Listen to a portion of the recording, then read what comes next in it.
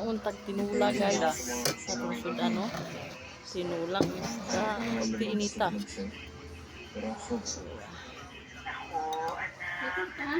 Oh. Ito ba? Ito mami?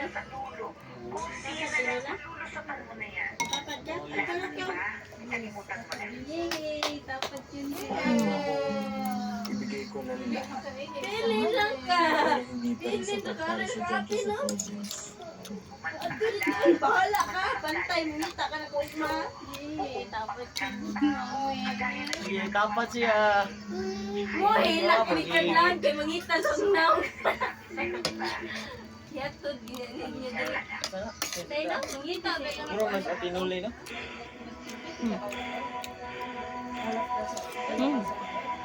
Lami guys. Daslot kayo guys sa tutunlan.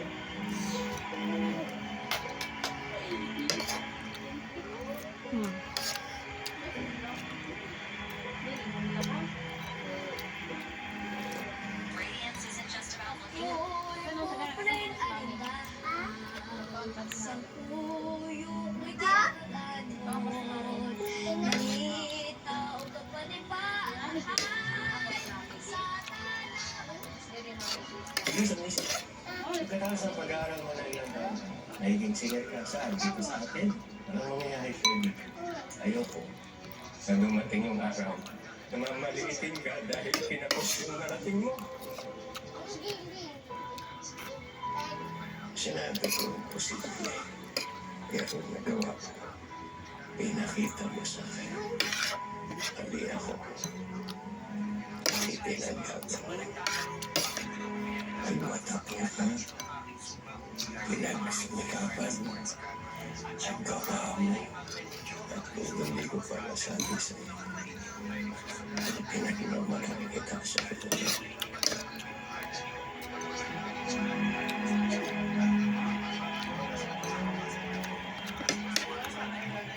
Sandaan mo.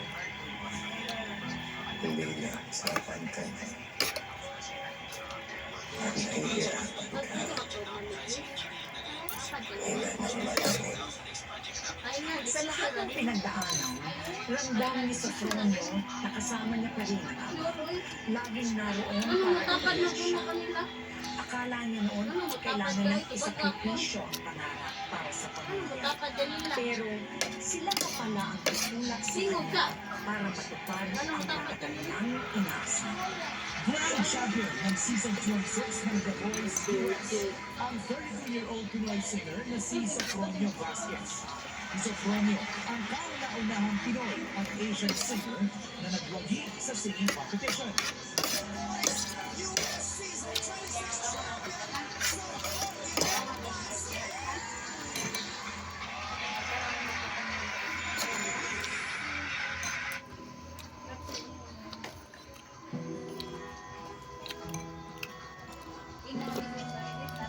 Hindi laging magkatugma ang pangarap at realidad.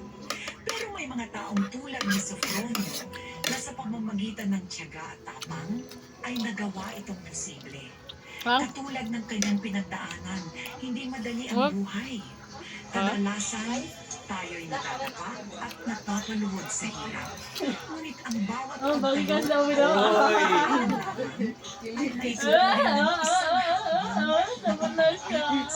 Crush ni Owen siya.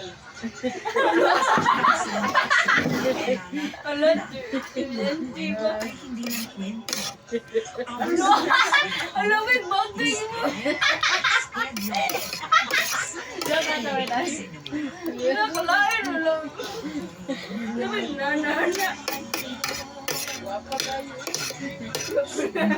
Tingin ko pa halay.